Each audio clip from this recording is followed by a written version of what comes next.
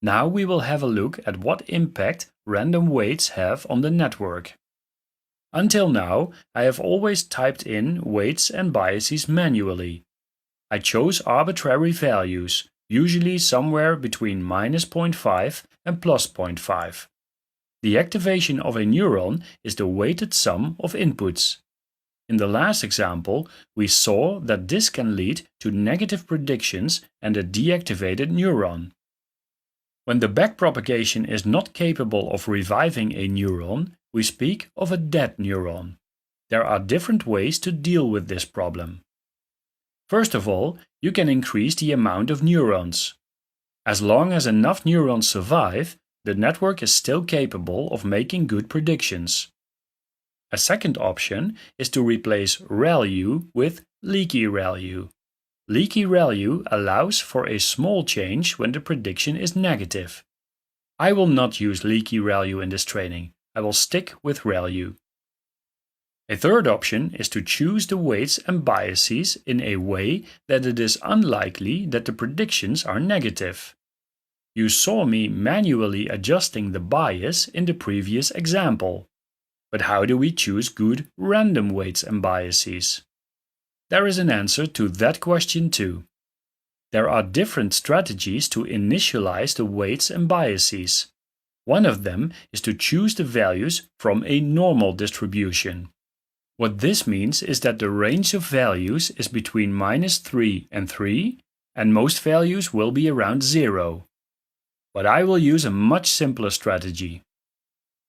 I will use Python's random function to choose a value between -0.5 and 0.5. It's not perfect, but it will be good enough for our network. And what about the bias? I will just set it to 0. I will delete the code that indicates the bad prediction.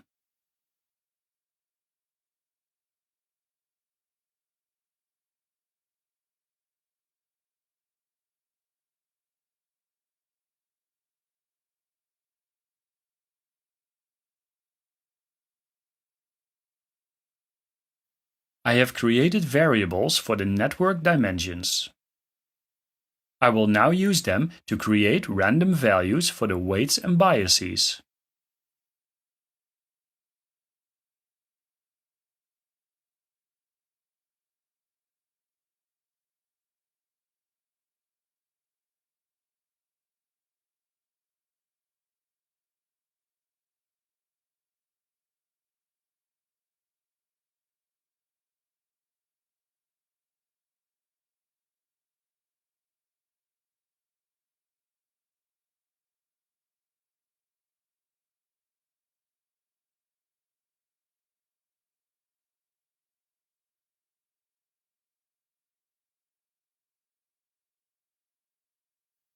The dimensions of the network are now defined.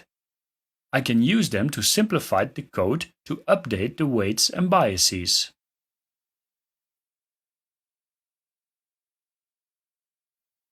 I do not need to use len anymore.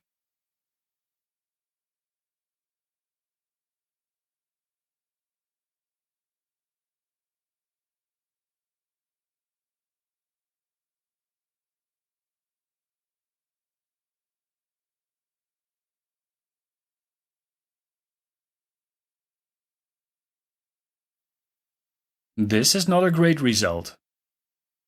Let me run it again.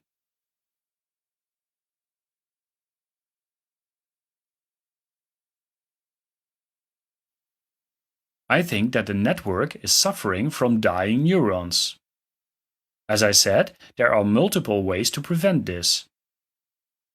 But I will choose the easiest one at this point. I will increase the hidden layer neuron count.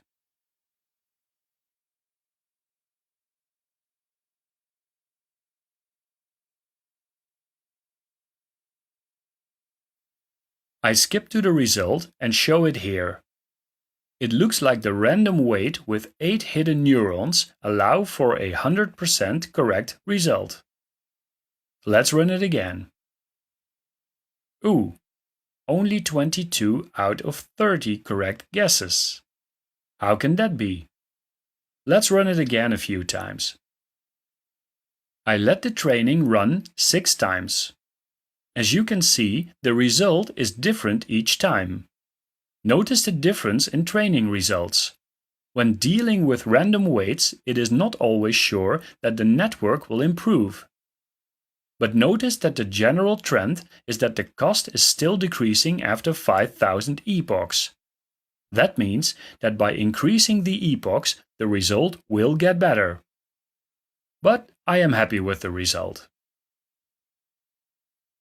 You just saw that initializing the weights and biases play an important role in our network. And just as with all the parameters in the network, everything depends on each other.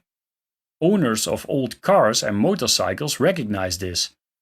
A delicate change of one parameter can have serious effect on all the others. And now we are almost ready to go to the final example. Recognizing handwritten numbers. I only need to explain one more thing. Mini-batch gradient descent. What that is, you will see in the next part.